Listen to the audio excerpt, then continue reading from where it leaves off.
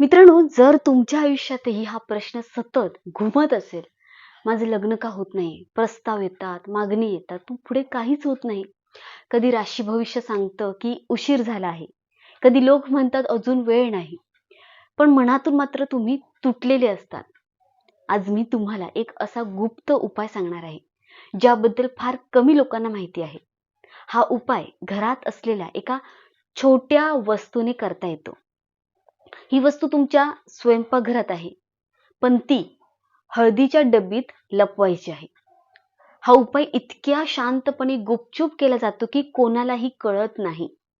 मात्र याचा परिणाम जो आहे तो हळूहळू जीवनात दिसून येतो. आजूबाजूला सगळ्यांची लग्न होत असतात. सोशल मीडियावर रोज कुणाच्या ना कुणाच्या साखरपुड्याचे फोटो दिसतात. पण तुमच्या बाबतीत मात्र शेवटच्या क्षणी गोष्टी थांबतात. चांगले प्रस्ताव येतात, मागणी येतात, पण तुटतात. घरच्यांची चिंता वाढते. मनात भीती निर्माण होते. काय माझं लग्न कधी होणार आहे की नाही? जर या गोष्टी तुमच्या मनात भिडल्या असतील, तर हा व्हिडिओ शेवटपर्यंत नक्की ऐका.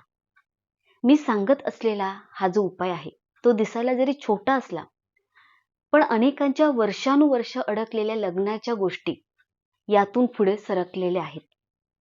यात कोणताही मंत्र नाही, कोणत्याही पंडिताकडे, ज्योतिषाकडे जाण्याची गरज नाही. आणि 1 रुपया सुद्धा खर्च होणार नाही. मित्रांनो, आपण रोज वापरत असलेली हळद ही फक्त मसाला नाही आहे. शास्त्रानुसार हळदीत मंगल ऊर्जेचं प्रतीक आहे. लग्नाच्या प्रत्येक विधीत हळदीचा वापर होतो. कारण ती शुभत्व, स्थैर्य आणि नात्यांची जोड मजबूत करते. अनेकदा लग्नात उशीर होण्यामागे सूक्ष्म कारणेही असतात. मनातली भीती, घरातील तणाव किंवा नकारात्मक विचार. जिथे शांतता नसते, तिथे शुभ गोष्टी येण्यास अडथळा निर्माण होतो.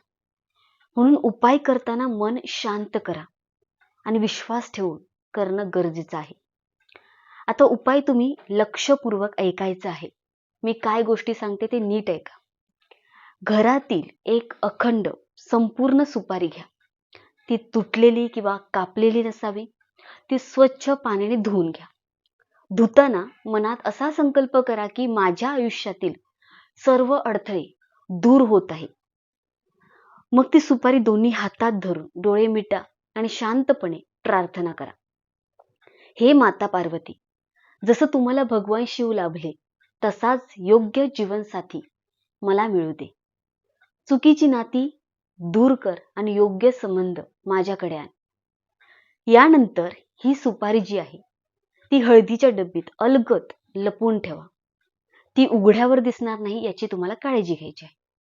हा उपाय केल्यानंतर काही दिवसात घरात लग्नाबद्दल तुमच्या चर्चा सुरू होतील. जुने प्रस्ताव पुन्हा येणं हे संकेत दिसू शकतात. आता दुसरा उपाय. गुरुवारी अंघोळ करून पिवळे कपडे घाला. शुद्ध पिवळा धागा घ्या. मनात प्रार्थना करा, माझ्या लग्नातील सर्व अडथळे दूर होऊ देत. त्या धाग्याला एक छोटी गाठ बांधा आणि तोही हळदीच्या डबीत ठेवून द्या. हा धागा 43 दिवस तसाच राहू द्या. आता महत्वाची गोष्ट म्हणजे बघा, हा उपाय मंगळवार किंवा शनिवारी करू नका.